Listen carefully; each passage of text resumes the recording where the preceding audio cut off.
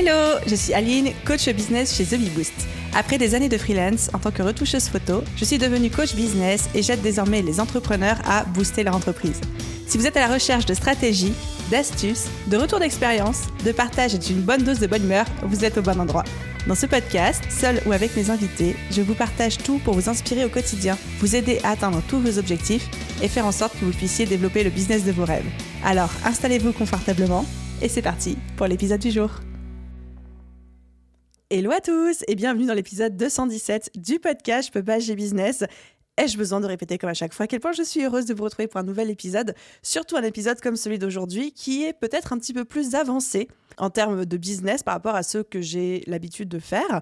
Par contre, c'est un épisode qu'on m'a demandé et je voulais faire une petite dédicace toute spécifique à Valentin qui m'a suggéré cet épisode de podcast parce qu'il m'a dit « Aline, j'aimerais vraiment t'écouter sur comment est-ce que tu organises le temps de travail avec tes salariés, comment est-ce que tu mets en place cette fameuse politique que j'ai qui est de je fonctionne au résultat et non pas au temps, au nombre d'heures travaillées, comment est-ce que tu traces la limite du side business parce que tous les salariés chez The Bee Boost sont autorisés, par même encouragés à continuer à avoir un side business étant donné qu'on est des entrepreneurs et qu'on s'adresse à des entrepreneurs, tout ça. Et du coup, je me suis dit, mais oui, j'ai trop envie d'enregistrer un épisode où je vous parle de tout ça parce que j'ai la sensation, en tout cas, que mon approche n'est pas si répandue que ça, en tout cas dans une boîte qui emploie des salariés. Donc, trop hâte de partager ça avec vous, puis de lire aussi ensuite potentiellement vos retours par rapport à ça. Donc, au programme de cet épisode, on va vraiment plonger non pas dans comment est-ce qu'on recrute des salariés, ça je le réserve pour un autre épisode qui sera beaucoup plus technique, mais plutôt comment moi, Aline, je gère le salariat chez The Bee Boost, qui, quoi, où, comment, pourquoi. Et au programme de cet épisode, on va aborder le fait de pourquoi est-ce que j'ai choisi de recruter des salariés vs fonctionner uniquement avec des freelances, qui est un petit peu le schéma le plus courant aujourd'hui chez mes collègues, et puis aussi on pourrait se dire, vu que tu es entrepreneur, pourquoi est-ce que tu bosses pas avec des entrepreneurs ? Ensuite, je vais vous présenter qui sont les salariés aujourd'hui chez The Bee Boost, quels sont les postes que j'ai salariés, quels sont les postes que je n'ai pas salariés. Ma vision du salariat en tant qu'entrepreneur qui défend l'entrepreneuriat, là aussi il y a des choses à dire. Et à quoi ressemble le salariat et la culture d'entreprise chez The Bee Boost, mon style de management au quotidien, les obligations de mes salariés. Et ensuite, pour clôturer l'épisode, pourquoi est-ce que ça fonctionne ? Parce que oui, aujourd'hui, c'est un système qui fonctionne plutôt bien, donc ça sera un petit peu notre conclusion. Donc voilà, au programme, au menu aujourd'hui, j'espère que ça vous réjouit. En tout cas, moi, j'ai trop hâte d'avoir cette conversation avec vous. J'ai ma petite tasse de café juste à côté de moi, donc c'est parti. Alors, on va commencer par le commencement. Pourquoi est-ce que j'ai choisi de recruter des salariés vs uniquement continuer avec des freelances ? Pendant très longtemps, c'est-à-dire pendant presque 3 ans, j'ai bossé uniquement avec des prestataires en freelance pour la simple et bonne raison que, c'était beaucoup plus simple, ça n'engage à rien, et surtout que je n'avais pas de besoin de quelqu'un à un poste à temps plein. Donc ça, c'était vraiment le postulat de base et je sais que beaucoup de personnes fonctionnent comme ça aujourd'hui et c'est une très bonne manière de démarrer. Mais plus le temps a passé, plus je me suis rendu compte que j'avais des besoins de temps quasiment complet ou voire même de plus qu'un temps complet sur certains postes qui a fait que à l'été 2022, donc c'est quand même assez récent pour moi l'expérience du salariat, ça fait 8 mois à peine que ça existe chez The Bee Boost, mais en été 2022, enfin même au printemps 2022, je me suis dit ok, je vais avoir besoin d'avoir un salarié et le premier poste que j'ai recruté, c'était un poste d'assistante opérationnelle. Je me suis dit, au printemps 2022, j'ai besoin d'une assistante opérationnelle à temps plein, à 100% dans The Bee Boost. Et là, du coup, ça a été assez logique pour moi de me diriger tout de suite vers un salariat. Pourquoi ? La première raison est une raison 100% légale, c'est de ne pas faire du travail dissimulé. C'est-à-dire qu'aujourd'hui, c'est interdit d'employer un freelance à temps plein, d'être son seul client, de lui interdire de travailler pour d'autres clients et d'avoir une relation de subordination, c'est-à-dire de supériorité hiérarchique avec lui. Ça, c'est les cadres définis par l'URSSAF de ce qu'on appelle le travail dissimulé. Et si c'est votre cas aujourd'hui et qu'il y a une dénonciation ou un contrôle de l'URSSAF, on peut requalifier ce poste en CDI imposé par l'URSSAF et vous êtes redevable d'absolument toutes les contributions sociales qui n'ont pas été payées à ce titre jusqu'ici. Donc, pour éviter de jouer avec le feu, puis pour éviter de me mettre dans l'illégalité, c'était évident pour moi que à partir du moment où j'avais besoin de quelqu'un à temps plein dans le business, ça allait être un poste salariat. Mais pour moi, il y a eu un autre déclic, et c'est pour ça aussi que j'aime le salariat tout autant que j'aime l'entrepreneuriat, et j'aime bosser avec des salariés tout autant que j'aime bosser avec des freelances, parce que quand vous avez un salarié, vous vous attachez l'exclusivité et le talent de cette personne. Et ça, c'est quelque chose qu'on n'a pas en freelance. Quand on bosse avec un prestataire freelance, on ne s'offre pas l'exclusivité de son talent, de son attention, de son focus professionnel, etc. Parce que cette personne, par définition, a d'autres rêves, d'autres goals, d'autres objectifs, travaille avec d'autres clients, etc. Et avoir un salarié, c'est vraiment avoir l'occasion, donc comme je disais, de s'attacher à l'exclusivité du talent de cette personne. Donc c'est trop bien, on paye parce qu'on paye un talent littéralement, mais surtout aussi de cette personne à faire rentrer plus en détail dans le business, plus l'impliquer, que votre business devienne quelque part un petit peu son business aussi. Et ça n'a pas de prix, clairement pas de prix. Et ensuite, troisième et dernière raison, donc la première raison de recruter des salariés, c'était pour le cadre légal. La seconde raison, c'était pour s'attacher l'exclusivité du talent de la personne. Et la troisième raison, c'est aussi la fierté de créer de l'emploi.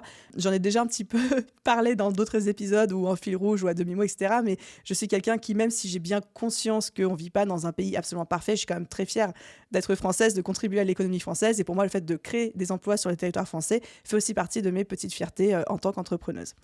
Donc, l'un dans l'autre, voici les raisons qui m'ont poussée à avoir un premier salarié malgré les craintes, les peurs, les préjugés, les idées reçues que je pouvais avoir et aussi que mon entourage pouvait me communiquer. Et vous savez à quel point je suis fan de mon père qui est entrepreneur, qui me distribue plein de punchline mindset, qui m'a énormément aidé. Mais ça a été le premier à me dire ne recrute pas de salariés, c'est la merde, grosso modo. Et là, pour une des premières fois de ma vie, j'ai décidé de ne pas l'écouter et d'y aller quand même avec mon instinct. Et jusqu'ici, mon instinct ne s'est pas trompé. Donc voilà un petit peu la raison du pourquoi, du comment. Si vous êtes intéressé de savoir c'est quoi mon processus de recrutement et comment j'ai fait pour recruter ces salariés, j'ai déjà fait un épisode de podcast là-dessus, c'est l'épisode 121, où je vous explique tout mon process de recrutement. C'est un épisode qui a été fait sur mon process de recrutement pour trouver des freelances, mais en fait, j'ai réutilisé exactement le même pour recruter mes salariés. La seule différence, c'est qu'à la fin du processus de recrutement, il y a toute la paperasse qui n'existe pas, ou alors juste en version bien moindre quand on recrute un freelance. Et je vous mettrai évidemment le lien de cet épisode dans la description de cet épisode de podcast. Alors, aujourd'hui, du coup, qui sont les postes salariés chez The Bee Boost ? À l'heure actuelle à laquelle j'enregistre cet épisode, nous sommes fin mars 2023, il y a 2 salariés dans l'entreprise. Il y a Alexia, qui est arrivée en août 2022 comme assistante opérationnelle, donc du coup le fameux premier poste que j'ai décidé de recruter. Et il y a Manon qui nous a rejoint également en décembre 2022 comme content manager, tout simplement parce que j'avais estimé la charge de travail pour toute la création de contenu, la maintenance du contenu, le recyclage de contenu à la fois gratuit et payant, comme étant un job à temps plein, et avec en plus cette volonté d'avoir quelqu'un qui est exclusivement concentré sur mon business, sur The Bee Boost, d'autant plus sur des choses hyper particulières comme le contenu, où j'avais pas forcément envie de travailler avec une personne qui travaillait avec d'autres entrepreneurs. Voilà, pour des raisons d'exclusivité, des raisons de confidentialité aussi. Donc c'est pour ça qu'à la fois le poste d'Alexia et le poste de Manon sont devenus tout de suite des postes salariés. Elles sont rentrées dans l'entreprise comme étant salariées. Il y a évidemment d'autres postes qui arrivent, je ne vous en dis pas plus pour le moment, mais en tout cas c'est les 2 actuels dans la boîte. Ce qui m'amène à ma vision du salariat. On pourrait se dire, et moi la première, oh là là, je suis une entreprise où je défends l'entrepreneuriat, je démocratise l'entrepreneuriat, je parle d'entrepreneuriat, quelle est ma vision du coup du salariat ? Et en fait, j'ai une très bonne vision du salariat parce que je suis convaincue que certaines personnes sont faites pour être entrepreneurs et certaines personnes sont faites pour être salariées. Et il y a des avantages et des inconvénients dans les deux. Il n'y a pas une solution qui est mieux que l'autre. Jamais de la vie, jamais vous m'entendrez dire le salariat, c'est de la merde, etc. Absolument pas. Et moi, ma mission, c'est juste de faire en sorte que l'entrepreneuriat ait plus de visibilité comme étant une possibilité professionnelle accessible à tout le monde pour que les gens puissent faire leur choix en bonne âme et conscience. Mais absolument pas de dire que l'entrepreneuriat est supérieur. Donc, au final, j'ai absolument pas de préjugés sur le salariat, bien au contraire. Par contre, là où ma vision change un petit peu, c'est que quand j'ai décidé de recruter des salariés chez The Bee Boost, vraiment, c'est une décision que j'ai prise en conscience et sur laquelle j'ai beaucoup réfléchi. Réfléchi dans le sens de est-ce que c'est financièrement possible pour le business ? Est-ce que c'est intéressant ? Est-ce que ça va me faire gagner de l'argent ? Est-ce que ça va me faire perdre de l'argent ?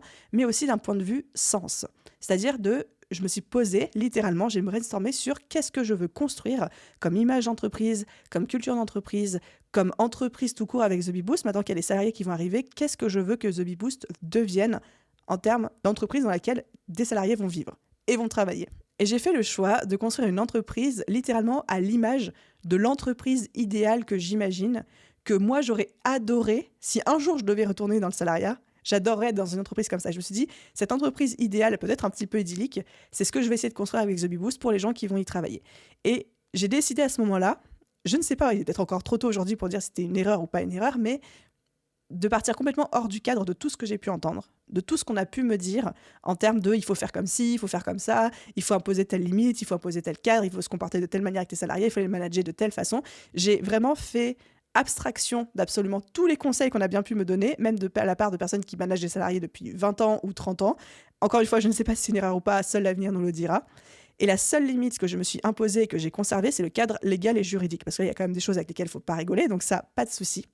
Mais pour tout le reste, la manière dont on travaille, le style de management, la répartition des tâches, la répartition des horaires, la seule limite que je me suis imposée, c'était le cadre légal et juridique et mon instinct.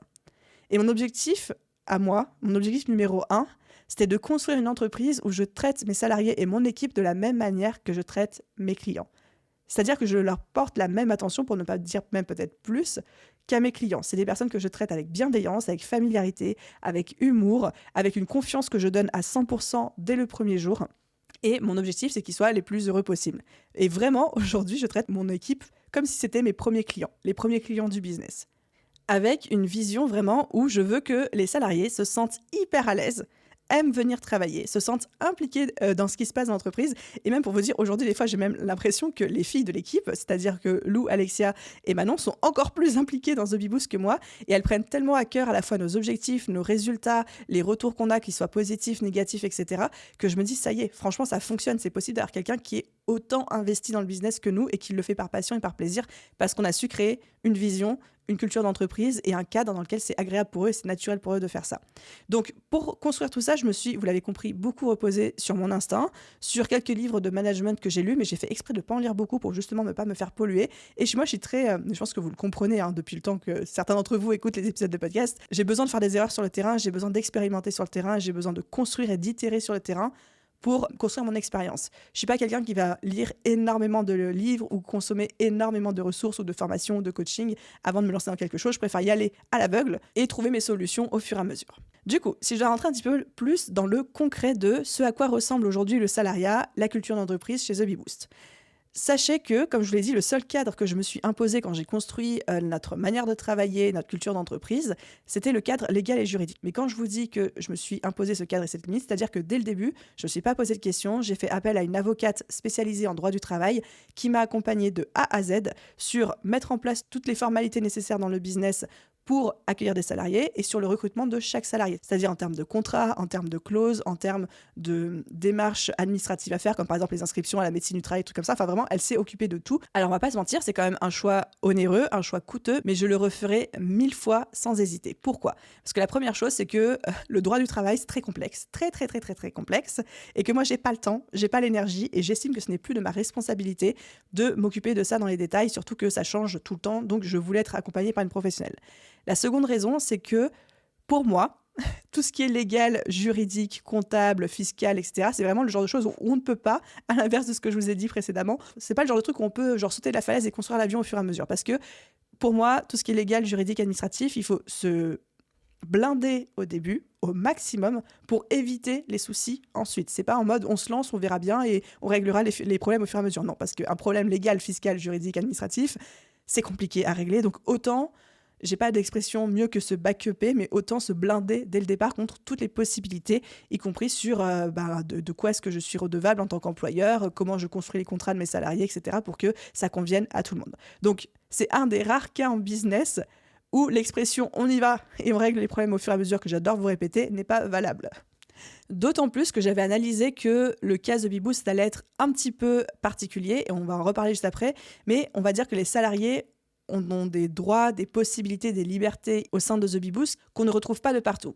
Exemple, le fait que ce soit des jobs 100% télétravail. Exemple, le fait que le digital nomadisme est autorisé, mais du coup, il faut que ce soit cadré par le contrat. Exemple, le fait que mes salariés soient autorisés, voire même encouragés à avoir un side business, mais il faut quand même cadrer la chose pour pas que ça fasse concurrence avec The Bee Boost ou qu'il y ait de la fuite d'informations à droite à gauche. Enfin, il y a plein de petites subtilités comme ça qu'on ne retrouvait pas dans des contrats de travail standards que j'aurais pu trouver sur Internet ou que j'aurais pu demander à mon comptable. Et donc là, pour moi, c'était important d'avoir une avocate en droit du travail qui maîtrisait toutes ces subtilités, qui pourrait me renseigner sur comment faire, comment ça se passe, et surtout sur de quoi j'étais responsable, moi, en tant qu'employeur. Ceci étant dit, à quoi ressemble la culture d'entreprise aujourd'hui ? Donc, j'ai commencé à vous donner des petits indices. Donc, le cadre légal imposé par la loi, c'est les 35 heures par semaine pour des non-cadres ou des 40 heures par semaine pour des cadres.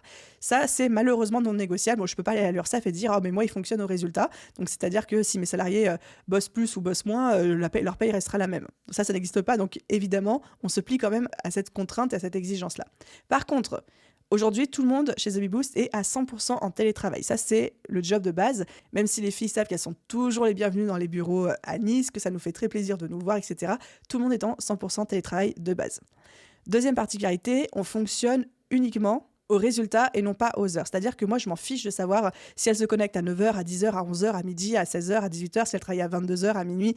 À partir du moment où les résultats que je leur demande sont faits dans les délais dont on a besoin et ces délais-là sont fixés chaque semaine lors de notre point hebdomadaire. Donc au final, que la personne elle travaille 10 heures ou qu'elle travaille 40 heures pour arriver au résultat que je lui ai demandé de faire, au résultat qu'on a fixé ensemble, je m'en fiche. Et s'il y a bien une chose que je ne regarde jamais, c'est à quelle heure elle se connecte, à quelle heure elle se déconnecte. Pour vous dire, même aujourd'hui, je n'aurais même pas du tout idée de qui a fait quels horaires cette semaine. Je sais juste que le travail qui devait être fait a été fait. Donc ça, c'est vraiment le type de fonctionnement de travail au résultat et non pas aux heures. Autre point aussi de notre culture d'entreprise, de à quoi ressemble le salariat chez The Bee Boost, c'est tout ce qui est mutuelle, santé et prévoyance. J'ai fait le choix dès le début, parce que le business pouvait supporter cette décision-là, de fournir une mutuelle santé, une prévoyance prise en charge à 100% par l'employeur, parce que tout simplement, moi je crois beaucoup aux médecines alternatives et je voulais que ça couvre les médecines alternatives pour les salariés.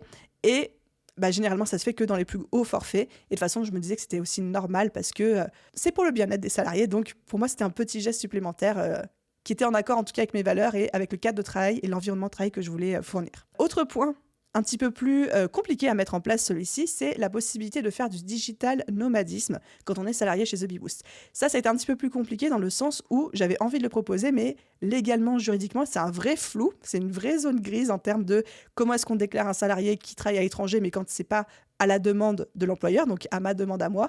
Et du coup, c'était pour ça que j'étais hyper contente d'avoir l'avocate en droit du travail qui a pu m'aider à faire les démarches nécessaires. Quand une des salariés a voulu partir en digital nomadisme, on a fait les démarches nécessaires auprès de l'URSSAF, en tout cas au max possible. C'est aussi l'avocate qui m'a renseigné sur comment ça se passait en cas d'accident, en cas de mutuelle, etc. Donc ça fait partie des petites subtilités que j'ai découvertes au fur et à mesure et où j'ai été très très contente d'être accompagnée. Mais évidemment, toutes les filles de l'équipe ont la possibilité aujourd'hui de voyager quand elles le veulent, où elles le veulent, à partir du moment où, encore une fois, les résultats sont là. Toujours dans cette culture d'entreprise et dans cette vision du salariat que j'essaie de construire, c'est cette relation à la confiance. C'est-à-dire qu'avec mes salariés, la confiance, je la donne à 100% dès le départ. Il n'y a pas de rétention d'informations, il n'y a pas de « il faut mériter d'avoir accès à certaines réunions, à certaines informations, etc. » On a la chance d'être encore aujourd'hui une toute petite équipe, ce qui fait qu'aujourd'hui, tout le monde assiste quasiment aux réunions de tout le monde, à quelques exceptions près. Moi, je suis pas là forcément tous les calls que les filles se font entre elles, mais je leur accorde ma confiance totale. C'est-à-dire que dès le début, elles ont accès à l'ensemble des documents, des informations du business. On cloisonne rien du tout pour que chacune puisse à la fois se sentir à l'aise, ressentir cette confiance-là, mais surtout pouvoir avoir connaissance des tenants et des aboutissants même du travail, des tâches des autres et avoir une vision d'ensemble du business. Parce qu'aujourd'hui, quand je demande à une fille de faire une tâche ou d'avoir un résultat d'ici la fin de la semaine, si elle comprend pourquoi, dans quelle stratégie ça s'imbrique, qu'est-ce que ça va dire en termes de travail et de possiblement d'effets dominos sur les tâches des autres filles et tout, plus elles arrivent à travailler en écosystème et en symbiose entre elles et avec moi, plus on est efficace. C'est-à-dire qu'aujourd'hui, chacune d'entre nous, dès qu'on fait une tâche, on sait tout de suite quelles sont les répercussions possibles sur les tâches des autres qui avancent soit en parallèle, soit qui vont être après nous. Et donc, du coup, on peut anticiper les potentiels problèmes ou la passation. Donc, moi, c'est une confiance quasiment aveugle que j'accorde dès le début et il faut la démériter, il faut la perdre, cette confiance, pour que je régresse là-dessus. Pour l'instant, ça s'est absolument jamais produit. Je continue toujours dans cette partie culture d'entreprise, vision du salariat. Donc aujourd'hui, mes salariés ont leur rémunération. Il y a aussi des primes lors de performances importantes. Quand on fait, par exemple, suite au séminaire où je sais que tout le monde a beaucoup bossé, suite à un lancement où je sais que tout le monde a été très efficace, etc. Il y a des petites primes qui viennent s'ajouter en fonction aussi des résultats. Je vous le disais aussi, tout le monde ici est autorisé, encouragé, incité à avoir un side business. Parce que j'estime qu'on est des entrepreneurs qui parlons aux entrepreneurs et du coup le fait que même les salariés soient quelque part et en tout cas conserver cette dimension d'entrepreneuriat, sachant qu'aujourd'hui toutes les filles qui sont salariées chez The Bee Boost étaient entrepreneurs ou freelance avant. Donc c'est pas des personnes qui sont passées d'un salariat à un autre, c'est des personnes qui ont accepté de mettre la veste du salariat pour venir travailler chez The Bee Boost, de par toutes les raisons que je vous ai expliquées en début d'épisode. Mais du coup toutes elles gardent aussi un side business, donc elles gardent un petit peu cette casquette d'entrepreneur. Déjà moi je trouve ça trop cool parce que ça les épanouit, ça leur donne leur propre projet. Leur propre projet peut nourrir leur performance chez The Bee Boost et vice-versa. Et surtout, il n'y a pas cette frustration de se dire je me sens cloisonnée dans un boulot où je ne peux rien faire à côté, etc. Ça, plus le fait que, selon moi, ça leur permet vraiment de garder une vraie connexion avec la réalité de nos clients et de pouvoir rester connectés à qui sont nos clients, qu'est-ce qu'ils traversent en ce moment, de quoi ils ont besoin. Et ça, encore plus quand on fait du service client ou quand on fait la création de contenu, ça me paraît absolument indispensable. Après, ça a été quand même très cadré légalement parce que c'est une question qu'on m'a posée sur comment tu fais du coup pour pas que allez, dans le pire des cas, un de tes salariés te pique tes clients parce qu'il a accès à tout ton fichier client, ou alors il te pique tes stratégies pour bosser dans son propre side business et tout. Tout ça, ça a été évidemment cadré et cloisonné par le contrat de travail. C'est-à-dire qu'on autorise les salariés à avoir leur side business, mais les clauses de confidentialité, les clauses d'exclusivité, les clauses de création, de reprise, de copie de contenu sont même ultra définies et ultra cadrées dans le contrat de travail, qui est un contrat qui a été discuté avec chacune d'entre elles. Encore une fois, on est dans un cadre de confiance, mais dans un cadre de confiance qui est, comme son l'indique, cadré, où on n'est pas là non plus pour tendre le bâton pour se faire battre. Et je suis vraiment convaincue que quand on arrive à bien cadrer les choses de manière responsable et de manière mature en amont, ça résout 99% des soucis qui peuvent arriver par la suite. Et dernière petite chose qui fait aussi entièrement partie de la culture d'entreprise, c'est tout ce qui est le besoin de formation, le besoin d'accompagnement, de coaching. Dès qu'une fille de l'équipe a envie de se former sur un sujet, de se faire coacher ou accompagner sur un sujet, je suis la première à leur dire « Ok, on prend ça en charge, dis-moi de quoi tu as besoin » et on y va comme ça. Alors je sais que c'est des obligations de l'employeur, la formation de leurs employés, mais je vous avoue que je ne sais même pas exactement à combien d'heures ça doit correspondre chaque année, etc. Mais en tout cas, dès que moi, une fille me dit j'ai envie de me former là-dessus, ou je pense que ce serait pertinent que je monte en compétence sur telle thématique, telle compétence, tout de suite, on dit ok, on prend la formation et on y va comme ça. De manière générale, je dirais qu'on fonctionne beaucoup au bon sens. C'est comme je vous disais, en fait, j'ai essayé de construire l'entreprise dans laquelle j'aurais aimé travailler si un jour j'avais été salarié et qui m'aurait convenu en termes de cadre, de liberté d'action, etc.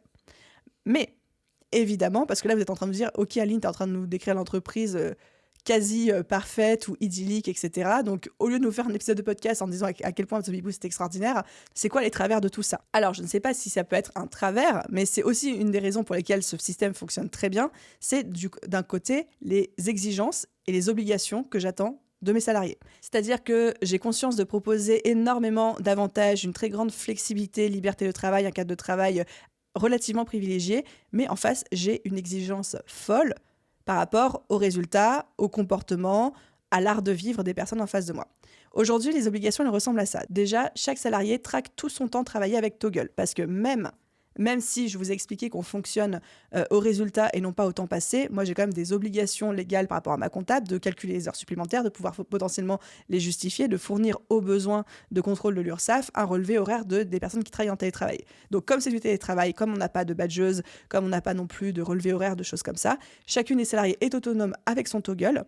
Il n'y a pas d'autre de contrôle de est-ce qu'elles sont connectées ou pas. J'ai pas mis de logiciel dans leurs ordinateurs de détecter les horaires de connexion, de déconnexion. Par contre, elles ont leur Toggle et à la fin de chaque mois, moi j'accède à leur relevé et je peux savoir s'il y a des heures sup qui ont été effectuées, quand est-ce qu'elles ont travaillé, un petit peu comme ça. Donc encore une fois, je regarde jamais à quelle heure elles se sont connectées, à quelle heure elles se sont déconnectées. Je suis pas là pour ça, mais j'ai quand même accès à ça et elles sont responsables, elles ont pour obligation de tenir à jour ce Toggle. Deuxième obligation, les résultats. Donc les résultats, comme je vous disais, sont définis chaque semaine. Chaque semaine, on a le lundi matin notre call hebdomadaire où on est tout ensemble, on débriefe sur tous les projets qui sont en cours, on kick-off les nouveaux projets, on clôture les projets qui sont terminés et surtout on dit qu'est-ce qu'on va devoir faire cette semaine, qu'est-ce qui doit être fait d'ici la fin de la semaine. Donc là, si c'est pas fait à la fin de la semaine, moi je leur demande qu'est-ce qui s'est passé. Elles viennent me voir, généralement ça se produit jamais, mais les rares fois où ça se produit, les filles viennent me voir et me disent Aline, telle tâche, j'aurais pas le temps de la terminer cette semaine pour telle et telle raison, est-ce que c'est ok pour toi si on décale à telle deadline? Et leur dit oui, ok, pas de souci, mais en tout cas, je suis attentive à ce que les résultats soient produits. Il y a aussi une vraie relation de confiance qui s'est mise en place par rapport à cette charge de travail, c'est-à-dire qu'à la fin de chaque call hebdomadaire quasiment, je leur pose la question de « Ok, Manon, Alexia, comment vous vous sentez? Est-ce que vous vous sentez en surcharge de travail? Est-ce que vous vous sentez en sous-charge cette semaine? Comment est-ce que vous estimez votre semaine à venir ?» Et les filles me disent « Là, je pense que tu peux me rajouter des choses si je peux t'aider. » Ou alors « Là, c'est un petit peu juste Aline. » Auquel cas, s'il y a besoin, on répartit autrement le travail pour que chacun se sente chargé normalement en termes de quantité de travail. Et ensuite, dernière obligation, qui est une obligation moins concrète et moins tangible, moins mesurable, mais je ne demande jamais rien de moins que l'excellence. C'est-à-dire que c'est une des valeurs phares de The Bee Boost. On a la bonne humeur, la simplicité, la bienveillance, mais aussi l'excellence. Et les filles savent qu'avec de grands pouvoirs viennent de grandes responsabilités et que j'attends d'elles l'excellence, pour ne pas dire la perfection, mais l'excellence dans tout ce qui est fait. Et généralement, quand il y a un truc qui ne me convient pas, je sais le dire tout de suite. Alors, toujours de manière bienveillante, mais en tout cas, elles savent que les attentes derrière sont relativement hautes, à la hauteur aussi des libertés qu'elles ont et des avantages qu'elles ont. Je peux pas vous dire que c'est tout rose et que c'est le genre de job dans lequel on est pépouze, parce que pas du tout. Par contre, pour qui sait bien faire son travail, qui est doué dans son travail, je trouve que c'est normal de lui fournir un cadre de travail aussi à la hauteur de ses compétences. Voilà, si je peux le dire de cette manière qui me paraît très, très, très corporate, c'est dit comme ça. À présent, j'aimerais rentrer un petit peu plus dans le détail de mon management au quotidien. Concrètement, comment ça se passe? Là encore, beaucoup de liberté. Ce qu'on fait, c'est qu'on discute au quotidien sur Slack. Donc Slack, je pense que beaucoup d'entre vous connaissent, mais pour ceux qui ne connaîtraient pas, c'est une application de messagerie instantanée. Donc on discute à peu près toute la journée, que ce soit plutôt pour du perso, du pro ou les projets en cours. On est sur Slack. On a un logiciel de gestion de projet qui s'appelle ClickUp, dans lequel il y a absolument tous nos projets en cours. D'ailleurs, interdiction de faire de la gestion de projet sur Slack. Slack, c'est juste pour échanger rapidement quand on a besoin de se parler. Mais toute la gestion de projet, l'avancée des projets, des tâches, etc., c'est sur ClickUp. En plus de ça, on a un seul call imposé chaque semaine, c'est le call hebdomadaire du lundi matin, tout ensemble, pour pouvoir faire le point. Tout le monde doit être là à ce call, c'est pas négociable, sauf si évidemment il y a une urgence ou un cas très exceptionnel. Et c'est là vraiment où on fait le point sur tous les projets en cours, qu'est-ce qu'il reste à faire, on se partage les choses qu'on a besoin de partager et on prépare la semaine et les résultats attendus pour la fin de la semaine. En plus de ça, on a aussi un call mensuel en individuel avec chaque fille de l'équipe. C'est-à-dire que moi, chaque mois, en fin de mois, je vois pendant 1 heure chaque fille de l'équipe en individuel. Et ça, c'est plus un call de management où je vais lui demander comment elle se sent, est-ce que tout se passe bien pour elle, est-ce qu'elle a des besoins en termes de formation, est-ce qu'elle a des feedbacks à me faire sur mon management, est-ce qu'il y a des choses qui lui conviennent, des choses qui lui conviennent pas, ou vraiment, c'est, on va dire, un petit moment privilégié. Généralement, on prend notre thé, notre café, on papote, on rigole, etc. Mais c'est un moment privilégié pour ne pas parler de ce qui se passe dans le business, mais plutôt de parler de comment la personne se sent dans l'équipe, comment est-ce que je peux faire en sorte qu'elle se sente encore mieux, comment est-ce que moi je peux m'améliorer en tant que manager, parce que j'ai évidemment encore tellement de choses à apprendre,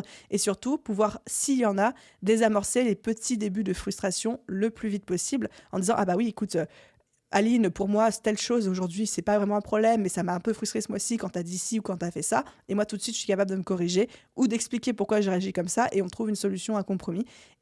Et j'aime beaucoup ces petits moments privilégiés. Et en plus de ça, en plus de ces calls individuels, de manière beaucoup moins formelle, beaucoup moins cadrée, processisée, on se voit aussi en team meeting de temps en temps, c'est-à-dire peut-être tous les 6 mois, on s'organise une rencontre toutes les 4. C'est The Bee Boost qui régale, bien évidemment, où je les fais venir quelque part en France, on fait des activités, on se voit, on loue un Airbnb, on passe du bon temps ensemble, que ce soit pour la préparation d'un événement particulier ou bien juste pour le plaisir de se retrouver tout ensemble. Et d'ailleurs, en parlant de management au sein de The Bee Boost, j'en profite pour faire un petit shout-out à Sonia, qui a longtemps bossé avec moi et qui m'a vraiment aidé à mettre en place toutes ces bases de management quand elle était dans l'équipe. Donc, c'est grâce à elle aussi qu'on a des bases solides et saines. Donc, Sonia, si tu écoutes cet épisode, un grand merci à toi. Ensuite, j'avais envie de vous parler de est-ce que ça fonctionne et pourquoi est-ce que ça fonctionne ce système, c'est-à-dire ce système où il y a beaucoup de liberté, beaucoup d'avantages, mais aussi beaucoup d'exigences derrière. Quand j'explique autour de moi la manière dont je fonctionne avec mes salariés, et surtout sur le point de, aujourd'hui, on est amis, on est copines, on peut louer un Airbnb ensemble, on peut se voir complètement en dehors du business, on s'entend super bien. Je n'ai pas la sensation aujourd'hui, alors peut-être que les filles vont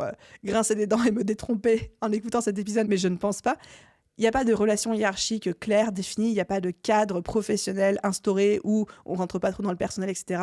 Moi, j'avais envie de bosser avec des personnes avec qui je sentais que j'allais pouvoir être amie et j'avais envie aussi qu'elles se sentent comme ça avec moi.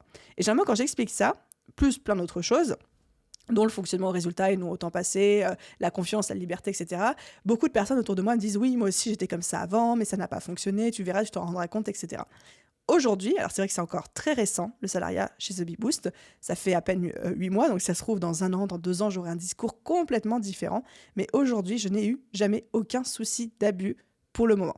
Que ce soit au niveau des horaires, au niveau abus du côté amical, je tire sur la corde sensible, nanana, au niveau des performances, aucun problème. Et pourquoi est-ce que ça fonctionne selon moi? Tout simplement pour la qualité du recrutement des personnes qui en face. Donc aujourd'hui, les personnes qu'on recrute, je suis et on est extrêmement exigeante dans les profils qu'on recrute. Et j'ai conscience que ça ne pourrait pas marcher si en face, il n'y avait pas les personnes qui étaient matures, qui étaient indépendantes, qui étaient libres, qui avaient à cœur de bien faire leur travail, qui prenaient à cœur leur job. Oui, effectivement, c'est peut-être un fonctionnement qui ne pourrait pas fonctionner. C'est le cas de le dire. Mais aujourd'hui, de par la qualité des recrutements, la qualité des personnes qui constituent cette équipe et que j'aime littéralement de tout mon cœur et que j'ai énormément d'admiration pour elles, parce que ce sont des personnes exceptionnelles, on peut se permettre de fonctionner de cette manière qui est, on va dire, peu conventionnelle. Deuxième chose aussi qui fait que ça fonctionne, c'est la communication qu'on a mise en place chez The Bee Boost. Moi, c'est quelque chose où je leur dis dès le début et je leur répète jusqu'à ce que ça rentre, il faut tout me dire. La moindre petite frustration, même si ça vous paraît léger, même si ça vous paraît pas justifié, même si c'est rien, entre guillemets, et là je fais les guillemets avec mes doigts, il faut me le dire. Je cherche à désamorcer les débuts de frustration qui pourraient devenir des débuts de colère à long terme dès que possible. Et donc, en fait, on est dans une dynamique où on communique énormément entre nous. Dès qu'il y en a une qui a l'impression qu'il y en a une autre qui va pas bien ou qui a envie de parler de quelque chose qu'elle ressent, elle va le faire immédiatement. Et du coup, cette très bonne communication, le fait qu'on se dise les choses clairement, que ce soit à la fois pendant les calls mensuels où je leur demande à chaque fois des avis sur ma manière de manager, des feedbacks sur ce qui s'est passé le mois-ci, l'organisation du business, etc. Mais le fait qu'il y ait cette communication ultra présente, ultra claire, ultra fluide, plus le fait qu'on est une petite équipe. Et c'est aussi pour ça que ça fonctionne. Je ne dis pas que si l'équipe grossit, on pourra garder exactement le même fonctionnement qu'aujourd'hui. Ça fait que ce système fonctionne extrêmement bien pour nous. Et dernière raison, selon laquelle pour moi, cette culture d'entreprise, ce style de salariat fonctionne aussi très très bien, c'est parce que je les encourage énormément à faire des projets entre elles sans que moi je sois particulièrement présente. Présente dans les conversations, présente dans les échanges. Par exemple, quand il y a la création d'un contenu, quand il y a la création d'une nouvelle stratégie, etc. Soit chacune a son petit projet au sein de ce projet, où il y en a une qui est responsable de ce projet-là, soit même parfois elles se retrouvent à travailler entre elles sans que moi j'intervienne, ou en tout cas pas avant l'étape finale de validation. Et le fait que je leur montre, je pense, encore une fois, elles valideront ou invalideront à l'écoute de cet épisode de podcast, mais le fait que je leur montre cette confiance de tu as ta patte à mettre dans le business, tu peux faire les choses à ta manière sans que moi j'intervienne pour te dire « Ah, moi je l'aurais pas fait comme ça, je me serais pas organisée de cette manière, j'aurais pas listé exactement les choses de cet ordre-là dans ClickUp, etc. » Et le fait qu'en fait chacune puisse apporter sa touche personnelle, sa patte, sa couleur, sa manière de faire, son style dans le business fait aussi, selon moi, le fait qu'elles se sentent particulièrement impliquées aussi chez The Bee Boost. Et je vous l'ai dit, il y a des fois, j'ai l'impression qu'elles sont encore plus impliquées dans le business sur certains projets ou encore plus attachées à certains résultats que je peux l'être moi. Et ça, c'est une sensation qui est assez déroutante, mais assez cool en même temps. Donc voilà un petit peu pour moi, pourquoi est-ce que ça fonctionne. C'est vraiment ces raisons de confiance, ces raisons de bon recrutement. Surtout, c'est ça, hein, la base de tout, ça fonctionne parce que j'ai recruté les bons profils. La bonne communication, le fait qu'on soit une petite équipe, clairement, le fait qu'on soit une petite équipe fait qu'on peut fonctionner comme ça. Et j'ai conscience que ça ne sera peut-être plus possible dans le futur si l'équipe est amenée à beaucoup grossir. Et le fait aussi que j'encourage au maximum les filles à communiquer entre elles, à faire des projets entre elles, à travailler ensemble sans forcément que je sois la plaque tournante ou le plateau tournant de n'importe quelle décision, n'importe quelle validation. Donc voilà les amis, un petit peu tout ce que j'avais à vous dire sur le fonctionnement et comment je gère le salariat chez The Bee Boost. J'ai conscience que ça peut peut-être paraître un petit peu idyllique la manière dont je vous le présente et pour le moment, très honnêtement, ça l'est. Alors, est-ce que je suis encore en phase de lune de miel avec mes salariés ? Peut-être.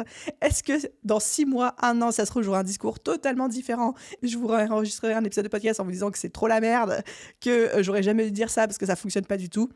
Peut-être, on sait jamais, mais honnêtement, j'en doute. Et si j'ai vraiment un message pour vous et une leçon que moi je retire de cette courte expérience, mais de cette expérience quand même que j'ai avec le salariat, c'est de ne pas écouter tout le monde, de juste cadrer, mais vraiment cadrer légalement, juridiquement, fiscalement vos recrutements. Le fait d'avoir des salariés, vraiment faire bien les choses. Et là, pour ça, je ne pourrais que vous encourager, vous avez les moyens, les ressources pour ça, de faire appel à un avocat en droit du travail qui soit compétent, qui vous accompagne de A à Z. Donc vraiment cadrer cette partie-là pour quand même vous protéger, vous, et protéger vos salariés, quels que soient les cadres, les situations possibles.